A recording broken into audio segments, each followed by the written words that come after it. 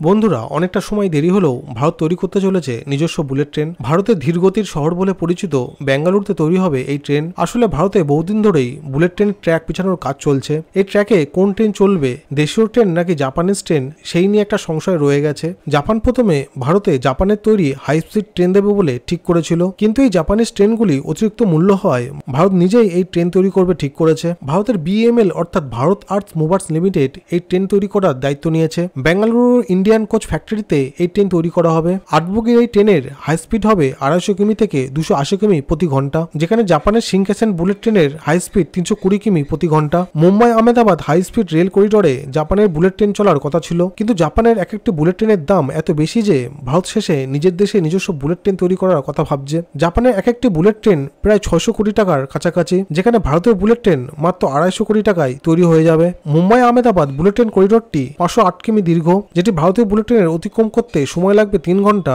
অন্যদিকে জাপানের Shinkansen train মাত্র 2 ঘন্টায় পৌঁছে দেবে। BML ট্রেনের বডি তৈরির দক্ষতা রয়েছে ও মেধা প্রপালশন সিস্টেমের ফলেই ইউরোপীয় মানের উচ্চগতির বন্দে ভারত ট্রেন তৈরি করতে পারছে, যার গতি 160 কিমি প্রতি ঘন্টা। BML এখন প্রপালশন ইঞ্জিন ডেভেলপমেন্টের উপর জোর দিচ্ছে, যার ফলে এর গতি 250 কিমি প্রতি ঘন্টায় নিয়ে যাওয়া যাবে। এর প্রথম পরীক্ষা 2026-এর শেষের দিকে সম্পূর্ণ হবে। মুম্বাই আহমেদাবাদ রেল করিডোর সুরাট ও বিলমোড়া সেকশনের মধ্যে 2026-এর শেষের দিকে এই কাজ সম্পন্ন করা হবে। এই ট্রেনে 7টি বগি থাকবে, 3+2 সিট ও 2+2 সিট অ্যারেঞ্জমেন্ট থাকবে।